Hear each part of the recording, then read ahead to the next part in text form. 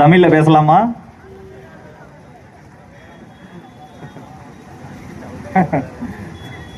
உங்களை பார்த்து நான் தமிழ்ல பேசலாமான்னு கேட்டா என்ன அர்த்தம்? ஒண்ணு ஏற்கனவே உங்களுக்கு எல்லாம் தமிழ் தெரியாதுன்னு அர்த்தம், இல்லைன்னா கும்மிடி போட்டியில இந்த இடத்துல இது வரைக்கும் பேசினவங்க எல்லாம் தமிழ்ல பேசக்கூடாதுன்னு ஒரு ரூல்ஸ் இருக்குன்னு அர்த்தம். அப்படி இருந்தா தானே நான் கேட்கணும். இப்படிதான் ஒருத்தர் கேட்டார் ஒரு ஸ்கூல்ல போய், தமிழ்ல பேசலாமான்னு கேட்டார். அந்த ஸ்கூல்ல ரன் பண்றவங்க அவங்களோட சகோதரி. அப்படி கேட்டவர் தமிழ்நாட்டோட துணை முதலமைச்சர், கேட்டவரோட அப்பா முதலமைச்சர், கேட்டவரோட தாத்தா முதலமைச்சர். அவங்க தான் வந்துட்டு இருமொழி கொள்கை, இந்தி வேண்டாம் இப்படிலாம் பேசுற ஆட்கள். பாரதிய ஜனதா கட்சி திருவள்ளூர் கிழக்கு மாவட்டம் கும்மிடிப்பூண்டி நகர் பகுதியில் நடைபெற்று வருகின்ற இந்த மும்மொழி கொள்கையை ஆதரித்து ஏற்பாடு செய்யப்பட்டிருக்கிற இந்த கூட்டத்தில் தலைமையேற்று நடத்தி கொண்டிருக்கக்கூடிய கும்மிடிப்பூண்டி நகர தலைவர் அன்பு சகோதரர் சந்திரசேகர் அவர்களே, பல்லாண்டுகளாக பாரதிய ஜனதா கட்சியில் சிறப்பாக பணியாற்றி இன்று பதவி உயர்வு பெற்று பாரதிய ஜனதா கட்சி திருவள்ளூர் கிழக்கு மாவட்டத்தின் தலைவராக பொறுப்பேற்று இருக்கக்கூடிய அன்பு அண்ணன் சுந்தரம் அவர்களே, எல்லோரும் சொல்வதை போல திருவள்ளூர் மாவட்டம் என்றாலே எங்களுக்கு உடனே ஞாபகம் வருவது எங்களுடைய மூத்த தலைவர் அண்ணன் பாஸ்கர் அவர்கள். அண்ணன் பாஸ்கர் அவர்களே, பாரதிய ஜனதா கட்சியில நம்ம நிர்வாகிகள் எல்லாருக்கும் தெரியும், பேரம்பாடி இருக்கு, அணிகள் இருக்கு, பிரிவுகள் இருக்கின்றன. புதுசா டேட்டா பேஸ் மேனேஜ்மெண்ட்னு ஒரு பிரிவு உருவாக்கி இந்த பிரிவில் இவ்வளவு பேரை வந்துட்டு நிர்வாகிகளா போட முடியுமா, அவங்களுக்கு பயிற்சிகள்லாம் கொடுக்க முடியுமா அப்படின்னு நாம் பார்த்து வியக்கும் அளவுக்கு மிகச்சிறப்பாக பணியாற்றி வரக்கூடிய அன்பு நண்பர் மகேஷ்குமார் அவர்களே, நமது நகர தலைவரோடு இணைந்து இந்த கூட்டத்தின் ஏற்பாடுகளில் உதவியா இருக்கக்கூடிய இளைஞரணியின் மாவட்ட தலைவர் அன்பு தம்பி நரேஷ்குமார் அவர்களே, எங்களது ஓபிஎஸ் அணியின் மாவட்ட தலைவர் மாரிமுத்து அவர்களே, பாரதிய ஜனதா கட்சியின் மாவட்ட மாநில ஒன்றிய கிளை நிர்வாகிகளே, எல்லோருக்கும் மேலாக பதவி பெரிதில்லை, பணம் பெரிதில்லை, பெயர் பெரிதில்லை, புகழ் பெரிதில்லை, என் பாரத நாடு மீண்டும் பாரின் குருவாக வேண்டும் என்னும் உன்னத லட்சியத்தை நெஞ்சில் நிறுத்தி அதற்காக பாரதிய ஜனதா கட்சியில் இணைந்து பணியாற்றி வரக்கூடிய பாரத தாயின் பாச குழந்தைகளே, உங்கள் அனைவருக்கும் வணக்கம். நான் பிஎஸ்சி கம்ப்யூட்டர் சயின்ஸ் படிச்சிருக்கிறேன், எம்ஏ பொலிட்டிக்கல் சயின்ஸ் படித்தேன், எம்பி பொலிட்டிக்கல் படித்தேன், மெட்ராஸ் பிஹெச்டி பொலிட்டிக்கல் சயின்ஸ் படித்தேன். காலேஜில் ப்ரொஃபஸர் ஆகணும்னா ஸ்டேட் லெவலில் ஒரு எக்ஸாம் எழுதி பாஸ் பண்ணணும், அதை பாஸ் பண்ணேன். உதயநிதி மாதிரி இல்லை நம்ம. அடுத்ததா நேஷனல் லெவல்ல எந்த யூனிவர்சிட்டினாலும் எந்த காலேஜ்னாலும் கவர்மெண்டோ பிரைவேட்டோ ப்ரொஃபஸர் ஆகணும்னா இந்தியாவில் எங்கனாலும் நேஷனல் லெவல்ல ஒரு எக்ஸாம் இருக்கு, நெட்டுன்னு பேர். எப்படி எம்பிபிஎஸ்க்கு நீட் எழுதுறாங்க, அந்த மாதிரி காலேஜில் ப்ரொஃபஸர் ஆகணும்னா நெட்டுன்னு பேர். அதை எழுதி நான் ஆல் இண்டியா டாப்பரா வந்தேன். இந்தியாவிலேயே 13 பேர், தமிழ்நாட்டில் நான் ஒருத்தன். அதனால பிஹெச்டி படிக்கிறதுக்கு அப்பவே எனக்கு மாசம் 25,000 ரூபா 31ஆம் தேதியா இருந்தா கவர்மெண்ட் ஆஃப் இந்தியா 5 வருஷம் எனக்கு சம்பளம். ஒரே ஒரு பரீட்சை எழுதி பாஸ் பண்ணதுக்கு கிட்டத்தட்ட ஒரு 15 லட்சம் ரூபா கொடுத்தாங்க. எல்லாது வரைக்கும் படிச்சது எல்லாமே எடுத்தோடனே 1ஆவதுல இருந்து எல்கேஜி யூகேஜிலாம் தெரியாது. என் பரம்பரையிலேயே நான் தான் ஃபர்ஸ்ட் கிராஜுவேட். 1ஆவதுல இருந்து 5ஆவது வரைக்கும் ஒரு கவர்மெண்ட் ஸ்கூலு, 6ஆவதுல இருந்து 10ஆவது வரைக்கும் ஒரு கவர்மெண்ட் ஸ்கூலு, 11 to 12 ஒரு கவர்மெண்ட் ஸ்கூலு. அதுக்கப்புறம் எல்லா காலேஜ் எல்லாம் கவர்மெண்ட் தான், பிரைவேட்னா போடவே மாட்டேன். சாதாரண விவசாய குடும்பம். இப்படிலாம் படிச்சு அப்புறம் இந்த நேஷனல் லெவல் எக்ஸாம் பாஸ் பண்ணதால சவிதா லா காலேஜில் இருந்து கிட்டத்தட்ட ஒரு 4 லா காலேஜில் 11 வருஷம் ப்ரொஃபஸராக இருந்தேன். என் ஸ்டூடெண்ட்ஸே நிறைய பேர் அட்வொகேட்டா இருக்கிறது மட்டும் இல்லாமல் ஜட்ஜாகவும் இருக்கிறாங்க. இப்படிலாம் மிச்சம் ஏதோ அறிவு இருக்குன்னு நினைச்சிட்டு இருக்கிறேன். நான் கட்சி திடீர்னு டெல்லி எலெக்ஷனுக்கு போயிட்டு இப்போ 10 நாள் அங்கே வேலை பார்க்கணும்னு அனுப்புனாங்க. சோறு கூட அட்ஜஸ்ட் பண்ணிடலாம், இந்த பாடிக்கு அதிகமாக தேவைப்படாது. ஆனா பேசுறது கொஞ்சம் பயம் உண்டு. 10 நாளா போய் பிஎஸ்சி எம்ஏ எம்பில் பிஹெச்டி எல்லாம் படிச்சுட்டு பல அட்வொகேட்டை உருவாக்கி ஜட்ஜஸ் உருவாக்கி கெத்து அங்க போனா நான் ஒரு ஊமை மாதிரி இருக்கிறேன். ஒன்லி பாடி லாங்குவேஜ், ஒண்ணுமே புரியல. சாதாரண ஒரு குடும்பத்துல பிறந்து கவர்மெண்ட் ஸ்கூல் அண்ட் காலேஜஸ்ல படிச்சு ஆல் இந்தியா ரேங்க்ல ஒரு 13 ரேங்க்ல நம்பர் 1, 13 பேர் இந்தியால அதுல ஒருத்தரா வந்து படிக்கிறதுக்கே ஒரு 15 லட்சம் ரூபாய் கவர்மெண்ட் பணம் வாங்கி 11 வருஷத்துக்கு மேல லா காலேஜ்ல ப்ரொஃபஸரா இருந்து ஓரளவுக்கு விவரம் தெரியும்னு என் அன்பு நண்பர் மகேஷ் அவர்கள் சொன்னது போல ஓரளவுக்கு விவரம் தெரியும் நினைச்சுக்கிட்டு இருக்கிறேன். நானு 10 நாள் அங்க படாத பாடுபடுறேன். எனக்கு எப்படி இங்கிலீஷ் தெரியுது? நான் கவர்மெண்ட் ஸ்கூல்ல படிச்சேன், ஏதோ கொஞ்சம் தெரியுது. தமிழ் எப்படி தெரியுது? கவர்மெண்ட் ஸ்கூல்ல படிச்சேன், ஏதோ கொஞ்சம் தெரியுது. அப்படிதான் என் சப்ஜெக்டும் பொலிட்டிக்கல் சயின்ஸ் கவர்மெண்ட்ல படிச்சேன், ஏதோ கொஞ்சம் தெரியுது. எனக்கு இன்னொரு மொழியும் சொல்லி கொடுத்திருந்தா அதுலயும் ஏதோ கொஞ்சம் தெரிஞ்சிருக்கும்ல. டெல்லியில மட்டும் 15 லட்சம் தமிழர்கள் இருக்கிறான்ல, அங்க உள்ள பாட்டிலாம் ஹிந்தி பேசுது. பார்க்கும்போது பொறாமையா இருக்குது. அந்த பாட்டி ஸ்கூல் போனதில்லை. அங்க இருக்கக்கூடிய இளைஞர்கள் நிறைய சம்பாதிக்கிறான். எது அவனுக்கு அந்த வாய்ப்பு கொடுத்தது? அவன் அறிவு மட்டுமா? அறிவு மட்டும்தான் எனக்கு அறிவு இருக்கே, நான் இவ்வளவு படிச்சிருக்கிறேனே, அந்த அறிவை நான் எப்படி சொல்றது? உங்களுக்கு எனக்கு தமிழ் தெரியுது, தமிழ்ல சொல்றேன், நீங்க புரிஞ்சுக்கலாம். இல்ல இங்கிலீஷ் தெரியுதுன்னா நம்ம 2 பேரும் இங்கிலீஷ்ல தெரிஞ்சுக்கலாம். இப்ப நாடு முழுவதும் எல்லாரும் இங்கிலீஷ் படிக்க வேண்டியதானே? சரிங்க, இப்ப நீங்க எல்லாம் இந்த நகர் அப்படியே கொஞ்சம் உள்ள போவோம், கிராமம் இருக்கு. எங்க அம்மா கிட்ட வாங்க, எங்க ஊருக்கு. தமிழகத்துல இருமொழி கொள்கை, நீங்க வேற ஸ்டேட், அதனால உங்களுக்கு தமிழ் தெரியாது. இருமொழி கொள்கையில நீங்க இங்கிலீஷ் படிச்சிருப்பீங்க. ஊர்ல வந்து எங்க அம்மாட்ட நீங்க இங்கிலீஷ் பேசி ஊரை விட்டு வெளில வந்துருவீங்களா? எங்க அம்மாவோட சாதாரணமா விட்டுருமா? என்ன பார்த்து என்னடா நினைக்கிற, இங்கிலீஷ்ல பேசுறியா? கிராமத்துல எத்தனை பேருக்கு இங்கிலீஷ் தெரியும்? இருமொழி கொள்கை தானே தமிழ்நாட்டுல. கிராமத்தை விடுங்க, கோபாலபுர குடும்பத்துல எத்தனை பேருக்கு இங்கிலீஷ் தெரியும்?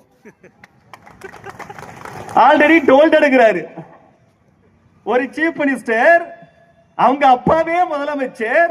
இவரு டெல்லியில போயிட்டு பத்திரிகையாளர்கள் கேள்வி கேட்கும் போது ஆல்ரெடி டோல்டட். நான் அந்த வார்த்தையை அப்படியே பேஸ்புக்ல போட்டா நிறைய பேர், என்ன ப்ரொஃபசர் நீங்க தப்பா பேசிருக்கீங்க, தப்பா போட்டிருக்கீங்க. நம்ம சாதாரணமா போடுமா? யோசிச்சு தானே போடுவோம். நான் சொல்லல, நான் சொல்லியிருந்தா தப்பு இல்ல. எங்க அப்பா சிஎம் இல்ல, எங்க அப்பா ஊரடிச்சு உலையில போடல. நான் சிஎம்க்கு பிள்ளையா பிறக்கல, நான் சென்னையில பிறந்து வாழல, கோபாலபுரம் போன்ற ஒரு பகுதியில இல்ல. நான் சாதாரண விவசாயியின் பிள்ளை. நான் தவறு பண்ணியிருந்தா தவறு இல்லை. ஆனா நீ சிஎம் ஓட பிள்ளையா பிறந்துட்டு நீ ஆல்ரெடி டோல்ட் எடுக்கிற. இந்த லெவலுக்கு தான் இருக்கு நம்மளுடைய இங்கிலீஷோட லட்சணம். நீ ஊருக்கு வந்து என்ன சொல்ற? வடநாட்டுக்காரனுக்கு இங்கிலீஷ் தெரியாது, அவனுக்கு இங்கிலீஷ் தெரியாதுன்னு நீ எங்களை வந்துட்டு ஹிந்தி படிக்க வைக்கிறியா? யாரா சொன்னா அவனுக்கு இங்கிலீஷ் தெரியாதுன்னு? பிரசாந்த் கிஷோர்ட்ட நீ எப்படி பேசுற? ஹிந்தி படிச்சதை எல்லாம் பானிபூரி விற்கிறானா? எதுக்கு நீ 350 கோடி ரூபாய் பிரசாந்த் கிஷோருக்கு கொடுத்த? தமிழ்நாட்டில் ஒரு ஆள் இல்லையா? நீங்க தான் பெரிய அரசியல் சாணக்கியர், கருணாநிதியோட பிள்ளையாச்சுல. நீ ஏன் இன்னொருத்தனை கூட்டு வர? அதுவும் இந்தி மட்டும் இல்ல, அவன் பிகாரி. உன்னை பொறுத்தளவு இந்திக்காரனோட இன்னும் மோசம். அறிவு என்பது வேற, மொழி என்பது வேறத்தான், சந்தேகமே இல்ல. ஆனா அறிவை வெளிப்படுத்துவதற்கு மொழி வேண்டும். என் பேரு என்னன்னு நீங்க தமிழ்ல கேட்டீங்கன்னா தமிழ்ல சொல்ல போறேன், இங்கிலீஷ்ல கேட்டீங்கன்னா இங்கிலீஷ்ல சொல்லுவேன். இப்ப என் நண்பர் மகேஷும் அந்த தலைவர் பாஸ்கர் அவர்களும் தெலுங்குல 1-2 பேசிட்டாங்க, எனக்கு ஒண்ணுமே புரியல. அவங்க கட்சியில எனக்கு எதிராக சதி பண்றாங்க. நான் எப்படி தெரிஞ்சுக்கிறது? 3வதா இன்னொரு மொழி நான் கத்துக்கிட்டேன் அப்படின்னா, அவங்க தெலுங்கு தவிர வேற மொழியில பேசினா வரும் புரியாம இருக்க மொழிய, எனக்கு மத்ததெல்லாம் புரிஞ்சிருக்கும்ல. சரி, ஒரு கொள்கைனா எப்படி இருக்கணும்? என் நாட்டுல என் மாநிலத்துல எல்லாருக்கும் பொது, அதான ஒரு கொள்கை. அப்படித்தானே இருக்க முடியும். அதனால எங்களை மாதிரி ஏழை குழந்தைகளுக்கு மட்டும் 2 மொழி, பிரைவேட்ல லட்ச லட்சமா கட்டி படிக்கிறவனுக்கு மட்டும் 3 மொழி, 4 மொழி. இந்திய மொழிகள் மட்டுமில்ல, ஃபாரின் லாங்குவேஜ் கூட. லகான் கோழி அவன் எல்லாம். பணக்கார வீட்டுல இருக்கக்கூடிய பிள்ளைகள் தானா வளர்றது இல்லது, ஊட்டி ஊட்டி வளர்க்கிறான். நாங்க அப்படி இல்ல, கைய உனி கரணம் போடுறோம், நாங்க மீறி வாரோம். இயற்கையாவே எங்களுக்கு அந்த அறிவாற்றல் உண்டு.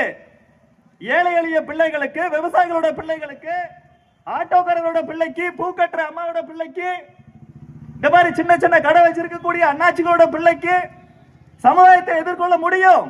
இயற்கையாவே இந்த சக்தி இருக்கு. நீ என்ன சொல்ற, எங்களால 3 மொழி படிக்க முடியாது சொல்ற. Who are you man? உனக்கு எப்படி தெரியாது? எனக்கு நிறைய ஐஏஎஸ் ஆகிற யாரு, பணக்கார விட்டு பிள்ளையா? இன்னும் 7 ஜென்மம் எடுத்தாலும் கோபாலபுர குடும்பத்தில இருந்து தலைவர் அண்ணாமலை போல ஒரு ஐபிஎஸ் வருவானா? வீர திருநாவுக்கரசு போல ஒரு ப்ரொஃபசர் வருவானா? இதே சேப்பாக்கம் திருவள்ளிக்கல்ல சேலஞ்ச் பண்ணிட்டு இருக்கிற மிஸ்டர் உதயநிதி, என் தலைவன் போல நீ ஐஏஎஸ் ஐபிஎஸ்க்கான சிவில் சர்வீஸ் எக்ஸாம் பாஸ் பண்ண வேண்டாம். என் ஸ்டூடெண்ட்ஸ் போல ஜட்ஜி எக்ஸாம் பாஸ் பண்ண வேண்டாம். என்ன போல நீ நேஷனல் லெவல்லையோ ஸ்டேட் லெவலோ ப்ரொஃபசருக்கான எக்ஸாம் எழுத வேண்டாம். என் தம்பி நரேஷ் நடத்தக்கூடிய காஞ்சி வள்ளுவன் ஐஏஎஸ் அகாடமியில உனக்கு ஃப்ரீயாவே இடம் கொடுக்கிறோம். உன் பிள்ளை இன்பநிதியை அனுப்பி குரூப் 4 எக்ஸாம் பாஸ் பண்ண சொல்லு. உனக்கு தகுதி இருக்கா, திறமை இருக்கா, அந்த அறிவு இருக்கா? இல்லவே இல்ல. நீங்க என்ன சொல்றீங்க, எங்களால முடியாது, கவர்மெண்ட் ஸ்கூல்ல படிக்கிற பிள்ளைகளால முடியாது. திணிப்பது தவறு. தமிழகத்தில் இந்தி திணிக்கப்பட்டால் அதை எதிர்க்கக்கூடிய முதல் தலைவனாக அண்ணாமலை இருப்பான், முதல் தொண்டனாக பிஜேபிக்காரன் இருப்பான். மோடிங்கிற ஒப்பற்ற உலக தலைவன் அதை ஒருபோதும் அனுமதிக்க மாட்டான். இதான் பிஜேபி. எங்க கொள்கை என்ன? அவனும் தாய்மொழியை கட்டாய கத்துக்கணும். நாங்கள் திணித்தோம் என்றால் திணிக்கிற ஒரே மொழி தாய்மொழி, தமிழ் மொழி. அதே போல நீ தெலுங்கு பேசக்கூடிய ஆளா இருந்தா, உன் தாய்மொழி தெலுங்கா இருந்தா தெலுங்கு கட்டாயம் படி. தாய்மொழி மலையாளமாக இருந்தால் மலையாளம் கட்டாயமாக படி. உனது தாய்மொழி கன்னடமாக இருந்தால் கன்னடம் கட்டாயமாக படி. இதைத்தான் நாங்கள் திணிக்கிறோம். தாய்மொழி தெரியாத ஒருவன் உயிரற்ற உடல் போல. அதனால நாங்க தாய்மொழியை திணிக்கிறோம். ஆங்கிலேயர்கள் நமக்கு பிடிக்காது. நூற்றுக்கணக்கான ஆண்டுகள் நம்மளை அடிமைப்படுத்தி இந்த நாட்டை சுரண்டி கொளுத்தார்கள். ஆனால் ஆங்கிலம் என்பது இன்று உலக லெவல்ல பல்வேறு மக்களோட, பல்வேறு நாட்டு மக்களோட தொடர்பு கொள்வதற்கு ஒரு வழிமொழியாக இருக்கிறது. அவசியம் ஆங்கிலம் கற்றுக்கொள்ளுங்கள். ஆங்கிலம் தேவை, கத்துக்கலாம், ஒரு பெரிய விஷயமே இல்ல. உடனே இங்கிலீஷ் தெரிஞ்சா தான் இன்டெலிஜென்ட் நினைச்சிடக்கூடாது, அது ஒரு பெரிய விஷயமே கிடையாது. நரசிம்மராவ் முன்னாள் பிரதமருக்கு வந்துட்டு 14 மொழி தெரியும். 14 மொழியிலும் அவர் அமைதியாவே இருப்பார், பேசவே மாட்டார். அவ்வளவு சாதாரணமா வாய் திறந்து பேச மாட்டார். மொழிங்கிறது வேணும், ஆனால் மொழி மட்டுமே அறிவு இல்லை. எங்களுக்கு அந்த புரிதல் உண்டு. அது போல ஆங்கிலம் தெரிஞ்சாவே நீங்க அறிவாளின்னு கிடையாது. திருவள்ளுவர் போல ஒரு உலக ஞானி உண்டா? அவருக்கு ஆங்கிலம் தெரியாது, அதுக்காக ஒரு அறிவற்றவரா? எத்தனையோ பேர் மிகப்பெரிய சிந்தனையாளர்கள், மேத்தமெட்டிக்கல் விசாரணை, நம்ம ராமானுஜம் கணக்குல அவ்வளவு பெரிய ஞானி, 30-32 வயசு வரைக்கும் தான் வாழ்ந்தார். இன்னைக்கு அவரோட கணித அறிவை பார்த்து எல்லாரும் வியந்து போறான். இன்னைக்கு அங்கங்க மூளைக்கு மூளை ஏடிஎம் இருக்குல்ல, ஏடிஎம் மெக்கானிசமே அவர் கண்டுபிடிச்ச ஒரு தியரத்தின் அடிப்படையில் தான் இருக்கு. அப்ப அவருக்கு ஆங்கிலம் தெரியாது. ஆங்கிலம் வேற, அறிவு வேற, ஆனால் ஆங்கிலம் கற்றுக்கொள்ள வேண்டும். அதே போல அந்நிய மொழியான ஆங்கிலத்தையே நம்மளால கத்துக்க முடியும் போது இந்திய மொழியான இன்னொரு மொழியை கத்துக்க முடியாதா என்ன? பக்கத்து ஊருக்காரன் உனக்கு வேணுமா? உன் பங்காளி பக்கத்து வீட்டுக்காரன் வேண்டாமா? பக்கத்து ஊருக்காரன் நமக்கு உதவலாம், ஆனா நல்லது கெட்டதுக்கு உடனே வரவன் எவனா இருப்பான்? உன் பங்காளி தான் இருப்பான், மாமா மச்சானதான் இருப்பான், உன் சொந்த ஊர்ல இருக்கக்கூடியவனதான் இருப்பான். இந்திய மொழிய ஒரு மொழிய அந்நிய மொழிங்கிறான். அந்நிய மொழியை என்ன செய்யறான்? அதுதான் எங்களுக்கு வேணும் அப்படிங்கிறான். நாம தமிழ் மொழி கட்டாயங்கிறோம், ஆங்கிலம் அவசியங்கிறோம், ஏதாவது ஒரு இன்னொரு இந்திய மொழியை கற்றுக்கொள்ளுங்கிறோம். பாரதிய ஜனதா கட்சி, அதனுடைய அரசாங்கம், பிரதமர் நரேந்திர மோடி அவர்கள் தேசிய கல்விக் கொள்கை 2020, பாரதிய ஜனதா கட்சியின் தமிழக தலைவன், நாளைய நம்பிக்கை நட்சத்திரம் அண்ணாமலை, பாரதிய ஜனதா கட்சியின் திருவள்ளூர் கிழக்கு மாவட்ட தலைவர் சுந்தரம் அவர்கள், இங்க இருக்கக்கூடிய மூத்த தலைவர்கள், இங்க இருக்கக்கூடிய பாரதிய ஜனதா கட்சியின் ஒவ்வொரு தொண்டன், பாரதிய ஜனதா கட்சியின் ஆதரவாளர், நாம் எல்லோரும் சொல்வது 3 மொழி, ஒன்று தமிழ், இன்னொன்று இங்கிலீஷ், மூன்றாவது மாணவனே விரும்பக்கூடிய ஏதாவது ஒரு இந்திய மொழி. ஏதாவது ஒரு இந்திய மொழி. இந்தி இல்ல, சமஸ்கிருதம் இல்ல, தெலுங்கு இல்ல, மலையாளம் இல்ல, உனக்கு பிடிச்ச ஏதாச்சும் ஒண்ணு. நாங்க இந்திய திணிக்கல, எந்த மொழியே திணிக்கல, உனக்கு பிடிச்சத. தேசிய கல்விக் கொள்கை என்ன தெரியுமா சொல்லுது? ஒரு மாநிலத்துல மாணவர்கள் 3வது மொழியா எப்படி தேர்ந்தெடுக்கணும் அப்படின்னா 3 பேர் தேர்ந்தெடுக்கலாம். அதுல அந்த மாநில அரசாங்கமே முடிவு பண்ணிக்கலாம். இங்க இருக்கக்கூடிய திமுக காரங்க, திமுக காரன் என்ன சொல்றானோ அதுக்கு ஆமா சாமி போடக்கூடிய அதிமுக காரங்க அவங்களுக்கு என்ன செய்யறதுன்னு தெரியல. இப்ப அம்மையார் ஜெயலலிதா அவர்கள் இருந்திருந்தால் இந்த தேசிய கல்விக் கொள்கையை, மும்மொழி திட்டத்தை ஆதரித்துத்தான் பேசியிருப்பார். ராமர் கோயில் விஷயத்திலேயே அயோத்தியில கட்டாம பாகிஸ்தான்லயா கட்ட முடியும்னு கேட்ட வீர மங்கை அந்த அம்மையார். அன்பார்ச்சுனேட்லி இன்னைக்கு இருக்கக்கூடிய சில லீடர்ஸ் குழப்பத்துல இருக்கிறாங்க. ADMK is in a crisis. அதனால அவங்களுக்கு சரியா தெரியல. எங்க திமுக காரன் சொல்றதுக்கு எதிராக நம்ம சொல்லிட்டோம்னா நம்மள வேற மாதிரி பேசிட போறாங்க. ஒவ்வொரு விஷயத்துக்கும் பயந்து பயந்து பயந்து கருத்து சொல்றவன் தலைவனா இருக்க முடியாது. அந்த கட்சி மக்களுடைய நம்பிக்கை பெற முடியாது. தலைவர் அண்ணாமலை அடிச்சாரா இல்லையா? 3வது மொழி இந்தின்னு எங்க சொல்லியா? இல்லவே இல்லை அப்படின்னு கேட்கிறாரு. ரிப்போர்ட்டர்ஸ் இந்த கேள்விக்கு நீ பதில ஒத்துக்கிட்டா தான் அடுத்த கேள்விக்கு போகின்றார். இந்தி திணிக்கலன்னு ஒத்துக்கிறியா இல்லையா? அத்தனை ரிப்போர்ட்டர்ஸும் மிரண்டு போறாங்க. இப்படிப்பட்ட ஒரு தலைவனை தமிழக பத்திரிகையாளர்கள், ஊடகவியலாளர்கள் இதுவரைக்கும் தமிழக அரசியல் வரலாற்றுல சந்திச்சதே கிடையாது. இதுக்கு முன்னாடி எல்லாம் அந்த பத்திரிகையாளர் சந்திப்புனா தலைவர் ப்ரிப்பேர் பண்ணிட்டு வருவாங்க. இப்ப எல்லாம் ரிப்போர்ட்டர்ஸ் ப்ரிப்பேர் பண்ணிட்டு போறாங்க. அண்ணாமலை பதில் மட்டும் சொல்றது இல்லையா, நமக்கு தெரியலன்னு ஏதாச்சும் ஒரு கேள்வி கேட்டு போற போக்குல நம்ம இதுவரைக்கும் ஒரு பிம்பத்தை கொடுத்து வச்சிருப்போம், ஒரே அடியா டேமேஜ் பண்ணிடுறாரு. எல்லாருக்கும் பயம் வருது. அந்த மாதிரி ஒரு அறிவார்ந்த ஆற்றல் மிகு தலைவர் அண்ணாமலை அவர்கள். இதுல பாருங்க, மும்மொழி நம்ம வந்துட்டு எதுன்னு சொல்லிட்டோம். 3வது மொழியா ஒரு மாநிலம், இப்ப தமிழகம் எடுத்துக்கங்க.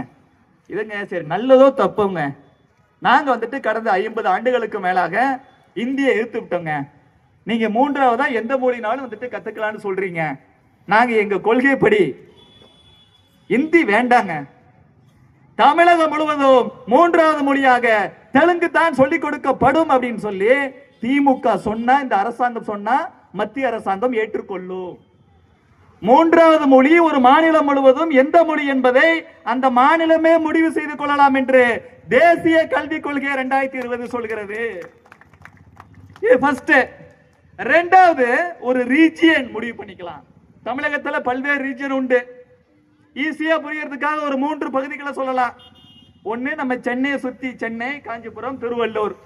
இங்க அதிகமா தெலுங்கு பேசக்கூடிய மக்கள் இருக்கிறாங்களே, தெலுங்கை தாய்மொழியாக கொண்டிருக்கக்கூடிய மக்கள் இருக்கிறாங்களே. தலைவர் பாஸ்கர் அவர்கள்ட்ட கேட்ட, ஜி இங்க தெலுங்கு ஸ்கூல்ல சொல்லி கொடுக்கறாங்களா? இல்ல. அப்ப இங்க இருக்கக்கூடிய மக்கள் நீங்கள் மண்ணின் மைந்தர்கள் தான். இங்க தெலுங்கு பேசக்கூடிய அத்தனை மக்களும் டாஸ்மாக் வேலை பார்க்குது. இங்க தெலுங்கு பேசக்கூடிய அத்தனை பேரும் 1000 ஆண்டுகளாக மண்ணின் மைந்தர்கள், நோ டவுட். ஆனாலும் அவங்க தாய்மொழின்னு ஒண்ணு இருக்குல்ல. தமிழர்கள் டெல்லியில போய் வாழ்றாங்களோ 15 லட்சம் பேரு, அவங்க எல்லாம் தமிழ் பேசுறாங்க. நமக்கு எவ்வளவு சந்தோஷமா இருக்கு. 40-50 வருஷமா டெல்லியில இருக்கிறாங்க, இந்தி பேசுறாங்க, தமிழும் வீட்டுக்குள்ள பேசுறாங்க, சந்தோஷமா இருக்கு. ஆனா அங்க தமிழ் படிக்கிறதுக்கு ஒரு வாய்ப்பு வரணும். அதே போல இங்க மண்ணின் மைந்தர்களா இருந்தாலும் கூட இங்க உள்ள தெலுங்கு மக்கள் பள்ளிக்கூடத்துல போயிட்டு அவங்களும் தெலுங்கை எழுத படிக்க கத்துக்கிட்டா சந்தோஷமா இருக்கும் தானே. அப்ப இந்த பகுதியில, இந்த சென்னையை சுத்தி இருக்கக்கூடிய இந்த பகுதிகளில் லட்சக்கணக்கான தெலுங்கு பேசக்கூடிய மக்கள் இருக்கிறார்களே, அவர்கள் கட்டாயம் தமிழ் படிக்க வேண்டும், அவசியம் ஆங்கிலம் படிக்க வேண்டும். அவங்க விருப்பப்பட்டா அவங்களுக்கு மட்டும் தெலுங்குன்னு அரசாங்கம் பிக்ஸ் பண்ணலாம். இதனால என்ன கெட்டு போச்சு? அவங்களோட தாய்மொழி நம்ம வளர்க்கிறோமா இல்லையா? மனிதன் என்பவன் சோற்றால் அடித்த பிண்டமா என்ன? உள்ளுக்குள்ள உணர்வு இருக்கா இல்லையா? மனிதனுக்கும் விலங்குகளுக்கும் உள்ள வித்தியாசம் தானே. அவனுக்கு ஒரு உணர்வு இருக்கு. அவனோட தாய்மொழின்னு வரும்பொழுது அவனுக்கு உணர்வு, அந்த உணர்வு இருக்கும் இல்ல. சோ இந்த பகுதியில் இருக்கக்கூடிய மக்களுக்கு தெலுங்கு பேசக்கூடிய மக்கள் இருக்கிறார்கள் என்பதற்காக மூன்றாவது மொழியாக மாநில அரசாங்கமே, திமுக அரசாங்கமே இந்த தெலுங்கு மூன்றாவது மொழியா சொல்லிக் கொடுக்கலாம். அப்படியே கோயம்புத்தூர் பக்கம் போங்க, அங்க எந்த மொழி பேசக்கூடிய மக்கள் இருக்கிறாங்க? தமிழர்கள் இருக்கிறாங்க. அதை தாண்டி கொஞ்சம் மலையாளம் பேசக்கூடிய மக்கள் இருக்கிறாங்களா? கேரளா பார்டர் இல்லையா? அந்த சைடு உள்ளவங்களுக்கு முதல் மொழியாக தமிழ் மொழி, இரண்டாவது மொழியாக ஆங்கிலம், மூன்றாவது மொழியாக மலையாளத்தை சொல்லிக் கொடுக்கலாம். அவனுக்கு அவன் தாய்மொழியை கத்துக்கிட்ட மாதிரி இருக்குமா இல்லையா? அதே போல தருமபுரி, கிருஷ்ணகிரி பக்கம் போங்க, அங்க கர்நாடகம் பக்கம் இல்லையா? அங்க கன்னடம் பேசக்கூடிய மக்கள் கொஞ்சம் பேர் இருக்கிறாங்களா இல்லையா? அங்க தமிழ் சொல்லிக் கொடுங்க, இங்கிலீஷ் சொல்லிக் கொடுங்க, மூன்றாவது மொழியாக கன்னடம் சொல்லிக் கொடுங்க. ஒட்டுமொத்த மாநிலத்துக்கே மூன்றாவது மொழி என்று ஏதாவது ஒரு இந்திய மொழியை மாநில அரசாங்கம் முடிவு செய்யலாம். அதே போல ஒரு மாநிலத்தில் பல்வேறு பகுதிகளில் ஒவ்வொரு பகுதிக்கும் எந்தெந்த மொழி என்று மாநில அரசாங்கமே முடிவு பண்ணலாம். மூன்றாவதாக மாணவர்களே முடிவு செய்து கொள்ளலாம். இப்படி 3 வாய்ப்புகள் இருக்கு. இத மீறி இந்தி எப்படி வரும்?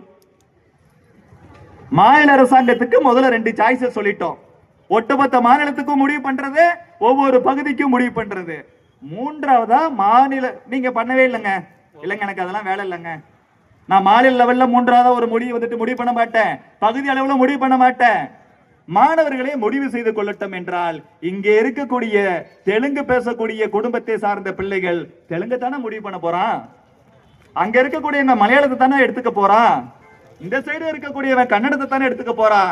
அதையும் மீறி ஒரு மாணவன் இந்தியை எடுத்தால் அவனுடைய உரிமையை பறிப்பதற்கு நீங்கள் யார்? நீங்க தடுக்க கூடாது. மூன்றாவது மொழி எந்த மொழினாலும் யாருனாலும் எடுத்துக்கொள்ளலாம். சரிங்க, நீங்க அரசியலுக்கு வாங்க. நாங்க தான் ஒரு கொள்கை வச்சிருக்கிறோமே, நாங்க இந்தியை ஏத்துக்க மாட்டோம் அப்படின்னா தமிழகத்தில் எங்கேயுமே இந்தியை ஏத்துக்காத. தலைவர் அண்ணாமலை அவர்கள் சொல்லியது போல தமிழகத்தில் 12,000க்கும் மேற்பட்ட தனியார் பள்ளிக்கூடங்கள் இருக்கின்றன. சிபிஎஸ்இ பள்ளிக்கூடங்கள் மட்டுமல்ல, மெட்ரிகுலேஷன் பள்ளிக்கூடங்களும் நிறைய இருக்கின்றன. சிபிஎஸ்இ கூட ஒரு 2000 பள்ளிக்கூடம் தான். 10,000க்கும் மேற்பட்ட பள்ளிக்கூடங்கள் மெட்ரிகுலேஷன். சிபிஎஸ்இக்கு தான் சென்ட்ரல் கவர்மெண்ட் உரிமை வழங்குவது, மெட்ரிகுலேஷன் ஸ்டேட் கவர்மெண்ட் தானே. அந்த மெட்ரிகுலேஷன் பள்ளிக்கூடத்தில் படிக்கக்கூடிய யாரு ஏழை பிள்ளைகள் அங்க படிக்கிறாங்க. இன்னைக்கு ஆவரேஜா ஒவ்வொரு ஸ்கூல்லயும் எல்கேஜில இருந்து +2 வரைக்கும் கிட்டத்தட்ட 1 லட்சம் ரூபாய் ஃபீஸ் வாங்குறாங்க. ஏழை எளிய குடும்பத்தை சார்ந்த பெற்றோர்களால் தங்களது பிள்ளைகளை பிரைவேட் ஸ்கூலுக்கு அனுப்ப முடியுமா? அங்க என்ன சொல்லிக் கொடுக்குறீங்க? நீங்க இந்தியும் சொல்லிக் கொடுக்குறீங்க. அதே போல ஒரு பள்ளிக்கூடம் தான் முதலமைச்சரோட பொண்ணு செந்தாமரை, தாமரைன்னு பேர் வச்சிட்டதால நம்ம கொஞ்சம் அதிகமா கிரிட்டிசைஸ் பண்ண முடியல. துணை முதலமைச்சரோட உதயநிதியோட தங்கச்சி சகோதரி செந்தாமரை, அவங்க நடத்தக்கூடிய ஸ்கூல்ல போயிட்டு தான் இவரு தமிழ்ல பேசலாமான்னு கேட்கிறார். அந்த ஸ்கூல்ல தமிழ்ல பேசினா ஃபைன் போடுவாங்கன்னு சொல்லி செய்தி வருது.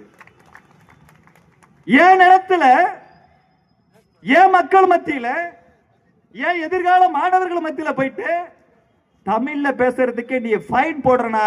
திமுக எப்படிப்பட்ட தமிழர் விரோத கட்சி, தமிழ் விரோத கட்சிங்கிறத நம்ம புரிஞ்சுக்கணும். அந்த ஸ்கூல்ல அவன் ஹிந்தி சொல்லி கொடுக்கிறான், பிரெஞ்சு சொல்லி கொடுக்கிறான். அவன் ஸ்கூல்ல மட்டும் இல்ல, பள்ளி கல்வித்துறை அமைச்சர். இந்த 3 மொழி என்பது ஸ்கூல் எஜுகேஷன் சம்பந்தப்பட்டது, காலேஜ் சம்பந்தப்பட்டது இல்ல. இதை தெரியாம உயர்கல்வித்துறை அமைச்சரா இருந்த பொன்முடி ஒரு இடத்துல பேசுறார். பிஏ இங்கிலீஷ் லிட்டரேச்சர் எத்தனை பேர் படிக்கிறான்? நமக்கு எதுக்கு பிஏ ஹிந்தி லிட்டரேச்சர் எத்தனை பேர் படிக்கிறான்? நமக்கு எதுக்கு ஹிந்தின்றாரு. இந்த கல்வி கொள்கை என்பது பள்ளிக்கூடத்துக்கு, நீ அதை விட்டுவிட்டு காலேஜில் இந்த கோர்ஸ்ல எத்தனை பேர் படிக்கிறான், அங்க எதுக்கு நமக்கு ஹிந்தி அப்படின்றார். புரியாம பேசுறது. இதே தேசிய கல்விக் கொள்கையில 3ஆவதுல ஒரு பரீட்சை, 5ஆவதுல ஒரு பரீட்சை, 8ஆவதுல ஒரு பரீட்சைன்னு வச்சிருக்கிறான். பொதுவா பரீட்சைனா பாஸ் ஃபெயில் போடுறதுக்கு தானே. ஆனா தேசிய கல்விக் கொள்கையில இது பாஸ் ஃபெயில் கிடையாது. சும்மா நீங்க 9 வரைக்கும் அப்படியே சும்மா ஆல் பாஸ்ன்னு எல்லாத்தையும் ஒரு டெஸ்ட் கூட வைக்காம பரீட்சை வைக்காம பாஸ் பண்ணி விட்டுறீங்க. அவன் நேரடியா 10வது போய் கொஸ்டின் பேப்பரை பார்த்தா என்னடா கொஸ்டின் எல்லாம் கேட்டிருக்கிறாங்க, பதில் எழுதணுமாமே அப்படிங்கிற அளவுக்கு பாக்குறான். அவனுக்கு ஒண்ணுமே தெரியல.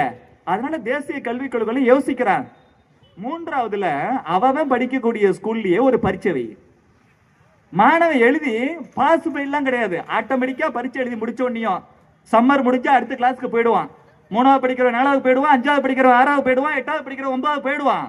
அப்புறம் எதுக்கு பரீட்சை அப்படின்னா, அவன் இந்த 3வது படிக்கக்கூடிய மாணவனுக்கு பரீட்சை வச்சு அந்த பேப்பர்ல அம்மா 3வது படிச்ச ஒரு மாணவனுக்கு எவ்வளவு அறிவு இருக்க வேண்டுமோ அந்த அளவுக்கு அவனுக்கு அறிவு இருந்தா சந்தோஷம்.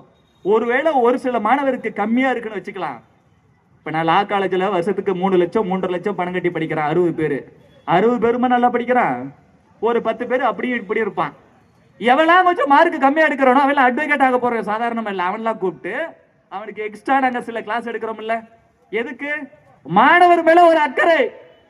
எங்க வீட்டுல 4 பேரு அண்ணன் தம்பி, அக்கா தங்க இல்ல. 3 பேரும் கொஞ்சம் நல்லா இருப்பாங்க, நான் மட்டும் கொஞ்சம் ஆளு ஒல்லியா இருப்பேன். எங்க அம்மா என்ன செய்யும், வழக்கமா மத்த 3 குழந்தைக்கும் எந்த அளவுக்கு சாப்பாடு கொடுக்குமோ கொடுத்துட்டு எனக்கு மட்டும் கொஞ்சம் எக்ஸ்ட்ரா கொடுப்பாங்க. அதனால தானே தாய், ஒரு தாய் எப்படி ஒரு வளராத பிள்ளை, நம்மள உடம்பால வளராத பிள்ளை, உதயநிதி மூளையால வளராத பிள்ளை, மூளை வளர்ச்சி குன்றிய பிள்ளை, அதுதான் உண்மை. ஒரு தாய் எப்படி ஒரு குழந்தை கொஞ்சம் வளர்ச்சி குன்றி இருந்தா எக்ஸ்ட்ரா ஊட்டச்சத்து கொடுக்கிறாளோ அப்படிதாங்க நாங்க வாத்தியாரோம்.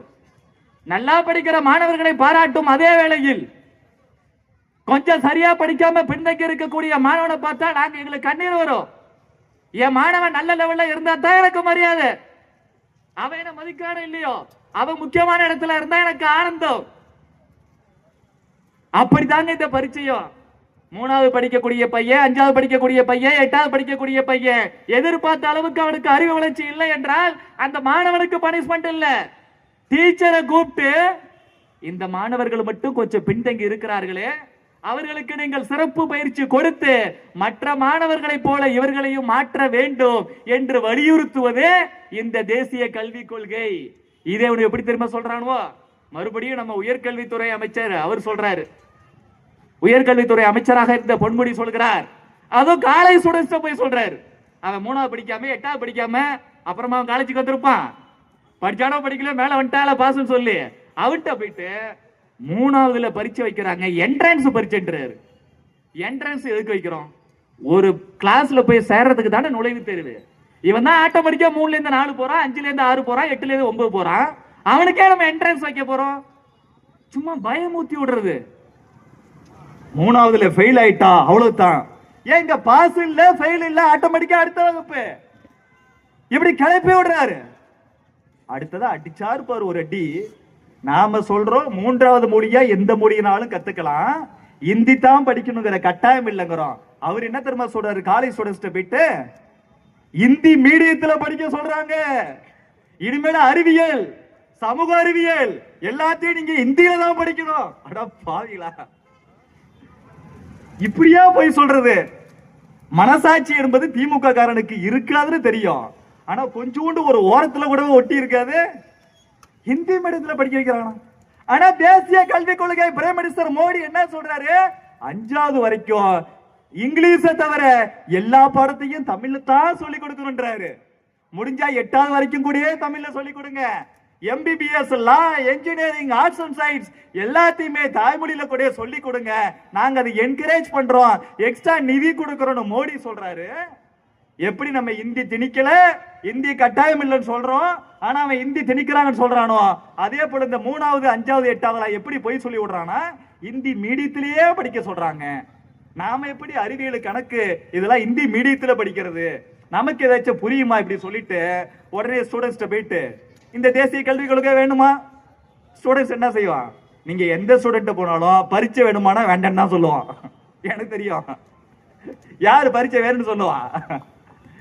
நாங்களா நல்லா இங்கிலீஷ் படிக்கக்கூடிய பசங்க தான், பெரிய நல்ல நல்ல குடும்பத்துல நல்ல படிச்ச பேரண்ட்ஸ்ட பிறந்திருப்பான். பரீட்சையை தாண்டி செமினார் பிரசன்டேஷன் ஒன்னு 5 மார்க் கூப்பிட்டு வந்து நிக்க வச்சு பேசுறான். போ sorry sir, I won't come. I will reduce your mark, no problem sir. I don't want even a single mark, but I won't come. வரவே மாட்டான். நான் அவனை கூப்பிட்டு கூப்பிட்டு கூப்பிட்டு இல்லடா வா வந்து உன் பேரையாவது சொல்லிட்டு போ, 1 மார்க் போறேன். அதை தாண்டி ஏதாச்சும் இன்னொன்னு சொல்லு, இன்னொரு மார்க் போறேன். ஒரு நல்ல வாத்தியாருங்கிறவன் மார்க்கை குறைக்க விரும்ப மாட்டான், எப்படியாச்சும் கொஞ்சம் மார்க் அதிகமா போடணும். நீ ஒண்ணுமே செய்யாம போட முடியாது, வந்து 1-2 செஞ்சுட்டு போ. மொத்தம் 10 செமஸ்டர் இல்லையா, லா காலேஜ்ல படிக்கிறவனுக்கு 5 வருஷம். முதல்ல வந்து லைட்டா தயங்கி 1-2 சொல்ல, எனக்கு தெரியும் உன்னை எப்படி கொண்டு வரணும்னு. அடுத்த செமஸ்டர்ல இன்னும் கொஞ்சம் நல்லா பேசுவேன், 10வது செமஸ்டர் போகும்போது எப்ப சார் எனக்கு வாய்ப்பு கொடுப்பீங்கன்னு நீயே தேடி வருவ, 5க்கு 5 வாங்குவ. நம்ம மாணவர்கள் இப்படி படித்த பேரண்ட்ஸுக்கு, ஜட்ஜஸோட பிள்ளைகள், பிசினஸ் பீப்புளோட பிள்ளைகள், அட்வொகேட்டோட பிள்ளைகள், டாக்டரோட பிள்ளைகள், அவனே தயங்குறான். Arts and science college, government காலேஜ்ல படிக்கக்கூடிய நம்ம பிள்ளைகள் அவன்கிட்ட போயிட்டு பரீட்சை வேணுமான்னு கேட்டா, அதுவும் என்ட்ரன்ஸ் டெஸ்ட், அதுவும் இந்திய மீடியத்திலே படிக்கணும், நீங்க பாஸ் பண்ணல ஃபெயில், இப்படிலாம் சொல்லி விட்டா பரீட்சை வேணுமான்னு கேட்டா வேணும்னா சொல்லுவான். தேசிய கல்விக் கொள்கை வேணும்னா சொல்லுவான். இந்த உதயநிதிக்கோ மு.க. ஸ்டாலினுக்கோ கனிமொழிக்கோ தேசிய கல்விக் கொள்கை தமிழ்ல வந்திருக்குது, அது எத்தனை பக்கம் வரும் தெரியுமா?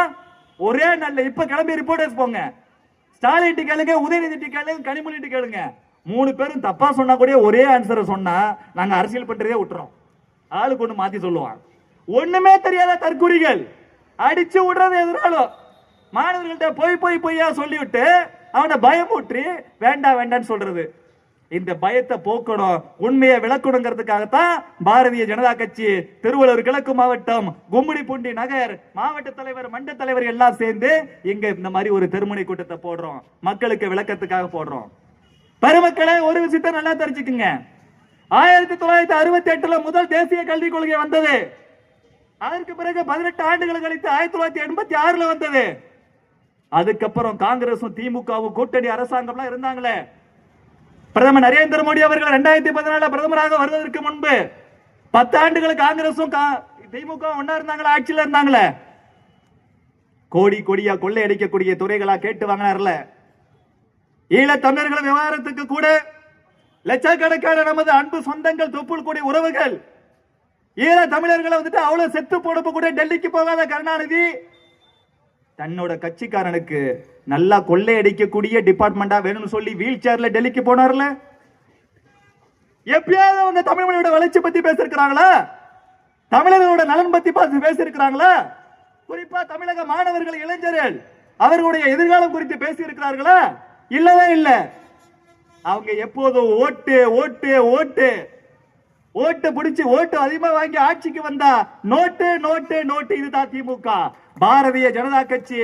அதுவும் ஒப்பற்ற உலக தலைவன் வாராது வந்த மாமணி நரேந்திர மோடி அவர்கள் ஒருபோதும் ஓட்டுக்காக சிந்தித்து செயல்படுவதில்லை, நாட்டுக்காக மட்டுமே சிந்தித்து செயல்படுகிறார்.